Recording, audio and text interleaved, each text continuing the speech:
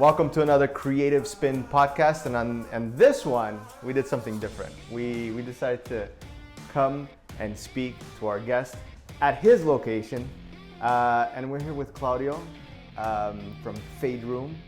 Claudio, let's talk a little bit about this business you have going on.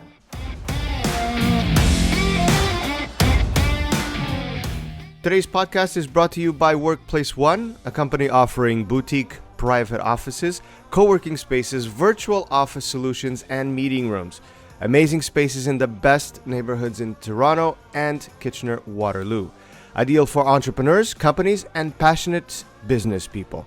These spaces provide a stimulating environment to build, network, and drive business. With 5 different locations in Toronto and 1 in Kitchener, Workplace One is definitely where you want to be with your business. For more information, just jump over to their website at workplaceone.com. So Faderoom, for anyone who doesn't know, it's a new barbershop in Toronto. Yeah. We've been around for a year and a half now, so we're still fairly new. Mm-hmm. So it's definitely a different type of barbershop. And well, it's my barbershop too, I have to say. That's why you get the good haircuts going on. But you guys, when we look around your shop, it's very, your style is very cool, very interesting. I think you're mixing a couple of the like the traditional features and the newer stuff. Talk to us a little bit about that. Like, how did you get to that point? Is that something you did major planning on, or is it something you always had in mind? So barbering, as a lot of people know, has been around for a very long time, right? Yeah. Hair always grows, and that's yeah, we something need that's not to gonna get go that away haircut. Yeah, hair's not going away for a long time. Definitely the old school stuff. To me, it's very traditional, and I really like the classic stuff, as you know. Yeah. We tried keeping some of that old school touch in a modern way. So basically, we have the old school barber chairs. All of our chairs are refurbished. Yeah, talk to me about these chairs. I mean, these chairs are amazing. We're gonna get some clips going. Sorry, my voice is going. But the chairs, they're really old. Like, this isn't like something that looks old. These are really old chairs. No, they're old. These are, the chair that you're sitting on right now is a Koken. Okay. And that's actually the first generation of a barber chair. Oh, wow. And it's actually non-existent today. That Really? brand doesn't, they don't manufacture any more chairs. So all of these chairs, they have to be refurbished and... Refurbished, or you buy it as is and it's probably not going to be in working condition. So if something breaks on this, there's going to be an issue. There's definitely an issue. All right, so I'm not going to move too much. I'm going to try to stay still. I mean, aside from the look, is it just like the mechanical side of it? It's durable. Yeah, it's durable, right? Like, these chairs, if you keep them in good condition, they're not going to go anywhere. So the company probably closed down because they made chairs way too good. That lasted forever. Yeah, way too good. Yeah. No replacements. That's good. it. Business is done. This is a good business tip. Don't make your product extremely good because you'll go out of business. No, I'm joking. And then the issue is you're going to have other people making the same item cheaper. Exactly. And then you're going to go out of business as well. There you go. Yeah. So aside from the chairs, I mean, what else traditional did you bring into So we have the traditional barber pole upstairs right in front of the shop as well. Most barbers don't even know this, but the barber pole, you're going to ask someone, what does the barber pole stand for? Someone will probably say the American flag. Yeah. That's completely wrong. Okay, it's not the American flag. It's got the right colors, but it's got nothing to do with it. So what is the meaning? So the white stands for Band-Aids, okay? The red is blood, and the blue is, it's like your veins and stuff. So it's basically like the blood inside of your skin. It's going into the graphic there. Yeah, it is. And basically back in the day, a lot of people didn't know this, but the barber pole was actually a symbol of, like, think about like the ambulance. It's still red, white, and blue. So doctors used to be barbers back in the day. They were surgeons. Okay. And that's interesting. so people didn't know this. So it used to be like idea. Yeah, if you really go far back, man, you go back in the day, it'd be definitely like the same person who's gonna do a surgery for you is gonna be your barber. They're gonna groom you and cut up your skin. So, all right. It's a good thing we're in 2019 and you don't have to do that. No, absolutely not. I didn't go to medical school either. All it takes is walking around your shop for a little bit and you can tell that you're somebody that really took care of your branding and you're very in tune to what you want your shop to look like, your brand to look like. Talk a little bit about what was the whole idea behind the branding and where you are right now and where you want to take your brand. Okay, so when it comes to branding, usually when you sell a product, it's easier to brand something because there's an item. Mm-hmm. When you're producing a service, how do you brand a service? Yeah. So you can't. So the only thing you can really do is make your place look really, really good and train your staff to be just as good as you, if not better. Yeah. And everyone has to be on the same page. I mean, we were just talking to Nelson upstairs, and he knew his stuff, so you're doing a good job. Yeah, so everyone has to be on the same page, and everyone has to be really dedicated. One bad thing about this industry is a lot of shops do booth rent, for example, or they do commission splits. And a lot of barbers try to brand themselves. So you're going into a barber shop, and one barber is trying to brand himself individually versus the other barber. Oh, and it causes a lot of conflict of interest into the shop, because now it doesn't feel like it's a team, right? You're almost differentiating every other person, and here we have like a good teamwork environment. Yeah. So that's one. And in regards to all of the products as well that you have going on, I mean, you put quite a bit of thought into all of that stuff. So the products is a separate business, obviously. That's integrated with our shop. I've been in the hair industry for 9 years now, so I'm tired of using products that don't work. And I'm tired of selling my clients products that I don't believe in. It's almost like being a chef, right? You're gonna have your key ingredients throw into your recipe. Same concept with us. So we obviously have our own product line. Yeah. Ferreira signature line, that's what it's called. Really cool stuff. And basically with this is most of our products are all organic or as natural as could be. Yeah, and you were telling me you guys actually went deep on this. You studied this stuff, and you really went into talking to the chemists and figuring things out, and still are figuring things out. Yeah, we're still figuring them out. Right now they're good. A lot of our clients like it, but we're still working on changing it. They're not good enough for you yet. They're not good enough for us. Got to get them even better. Well, I use them and I love them, so there you go. But I love the aesthetics that you guys are putting into it from a design perspective. And I have to talk about design all the time, but you know, even your soaps look really, really cool. The shapes and all that. And you guys actually chose that too, right? Yeah, so the soaps, they're definitely different looking. For example, the average soap is probably just round. Ours kind of has like some different artsy type of looks to it. So we are barbers, we are hairstylists, so we do like the creative look. Yeah. So one kind of looks like an iceberg, one kind of looks like a honeycomb. Yeah. Right? Definitely different looks. Same concept, like this one's all charcoal, really good for your pores, removes blackheads.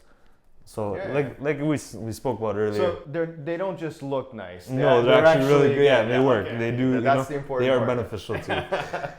But it's great that you guys can have a really good product looking good at the same time. You know, when I started cutting my hair here with you guys, one of the things that I was kind of surprised was the whole towel situation and all of that. All the barbers that I used to go to, they didn't care. They were like, come on in, just like, let's get this over and done with, and that was it. You guys go that extra step. We go the extra step, yeah. Tell us about what made you, take that point into taking care of your clients that way. So, like I said earlier, it's hard to duplicate it's easier to sell a product than a service, right? So we're like, what's the perfect customer service experience in the barbershop? So we kind of put ourselves in your shoes versus thinking about us. Most people think about the money. If you're in it for the money, it's not really... Money tends to come afterwards, right? No, that's you focus on the service, the money comes with the service or the experience, right? Yeah. So at the time, we kind of looked around at a lot of barbershops and everyone's just like mass production. Like you always sit down. And we spoke about this before once. Yeah. And you said, I'm tired of going into the barbershop and if no one's there, I'm getting a good haircut. We redid that. So we have an appointment system. Everything here is by appointments. And new business, so everything's trial and error, and we're still learning and we're trying to progress on that. We're a small shop. Our issue right now is we don't have a secretary, but the good thing is we have all online bookings. Yeah. So everyone could just go on to faderoom.com and schedule their appointments there. Yeah. So it's very, very convenient. Another thing is we noticed like with experience, like the phone used to always ring and we used to always pick up the phone in between clients and then clients just get upset. So now we don't even pick up the phone. It just kind of rings. It's like, oh, all the barbers are busy. leave a voicemail or we'll get back to you. You know, like it's... Yeah, and it's showing that to the client that you're servicing that you care about what absolutely their time as well. But going back to the whole like the towel thing, that kind of it resonates a little bit with the past as well, right? Like back in the day, that was done all the time, and then it got lost. Yeah, so barbering became a lost art at a certain time. I'd say in the 80s, 90s, hair salons took over. Yeah. So then a lot of guys started doing highlights and this and that, and a lot of people weren't interested in being barbers. They looked at it like, oh, like all the barbers are probably like an older gentleman who, you know, poor guy. Well, like, that's the idea we had, like the older gentleman behind the chair. The chair, you know? and no one really thought you could make a good career out of it. Yeah. So obviously things change, and so one thing we don't want to do is become a volume shop. We're definitely quality versus quantity, and we provide the hot towel with everyone, and we use like signature oil, like essential oils into the towels. So it's like almost like a spa routine. It's a mini spa routine for your face. Absolutely. Just if you guys scroll through the Instagram, your Instagram, you'll see a lot of the haircuts you guys do especially for the younger crowd. You've got a lot of detail going on there. Like some of the kids or the younger generation, they like to have a logo or a little. Yeah. How? That's for me. Like I can draw, but with hair, I don't know how you do it. Is that an art that you always had? Did you go to school to learn that? Like how does that even work? So I mean, I'm not gonna say if you do designs or art is gonna make you a good barber or not. There's a lot of barbers out there. I think it has nothing to do with it. Like there's a lot of barbers that could cut hair, but they can't do like a sports team logo on the back of the hair. Okay, so was that something you learned? That was something I learned. Like I'm just artsy on the side, definitely. But I know a lot of people who they could do the sports logo and then they can't cut the hair. So it depends on. You want to be able to do both, right? When it comes to designs, there's barbers in the States that are actually doing like people's portraits and faces. I've seen those online as that's well. Completely like next level. That's They're artists, you know, more than barbers. You can get there. You can get there. Oh, absolutely, absolutely. But do you like doing that type of cut? Is that something you enjoy? I do because it's a challenge, right? Like once you start doing something every day, you're almost like, hey, what's that next step or what's that next chapter? So you want to grow, right? You don't want to plateau, right? Like any industry. You so have to down the line, I could definitely see us. So this week, and I don't know when this podcast is going to come out, but I'm guessing that this week you're going to have a lot of Raptors logos and stuff like that going absolutely, on. Absolutely. No? Yeah. Raptors in the finals, right? So hopefully they'll, I don't know, again, I don't want to jinx it because I don't know when this is going to come out. But speaking of team, and you guys have gotten together now and done some stuff outside of the barbershop too. I wanted to touch on that. So you basically took your team to outdoors to other venues. Yes. I know that you did some events out there. Do you want to talk a little bit about that, like, and what got you into doing that kind of stuff? To do events? Yes. So branding, right? That goes back down to branding. Back to the branding, yeah. You want, if people don't know who you are, you kind of have to go out there and kind of put your stamp on it, right? So we have a really good, unique logo. Faderoom, and on the A it's actually a razor blade. Yeah. And we did trademark the logo as well. Cool. So that's one thing. And then another thing, we actually just made pins right now, speaking of products.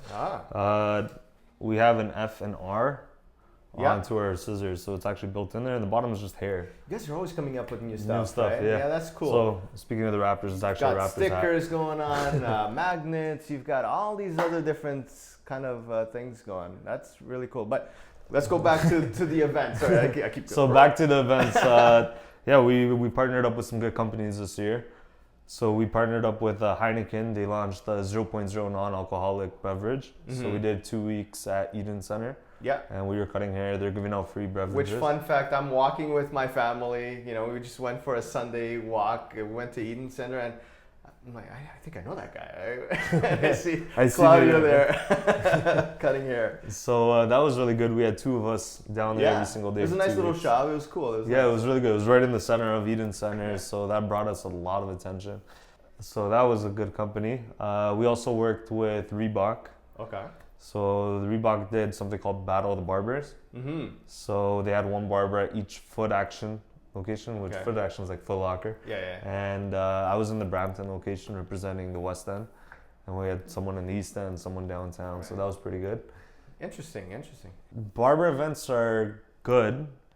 The only issue is I don't think that's the best way to market your brand, because you're marketing towards other barbers or hairstylists, which you want to be marketing to clients. Yeah, but now, I mean, even moving a little bit aside from the branding of your own company, like, how is it to work around other barbers? Like, what did you feel about the barber community? Oh, I love it, man. I like seeing people and where they're at, and sometimes you go there and you see someone's work and you're like, that's incredible, and it actually motivates you inspiring, to step right? up, you know, like, and compete and stay at that level or that par, right? And it kind of does it spark ideas like, I never thought about that. Oh yeah, absolutely. And it's, I mean, like, it's good because you see one guy, he might cut something the same haircut as you, but different techniques, and you might pick up a thing or two. Or I think we're out of questions. So if you have anything that you want to say, or you know, from a business perspective, I guess we are one of our main focuses with the podcast is really to motivate and inspire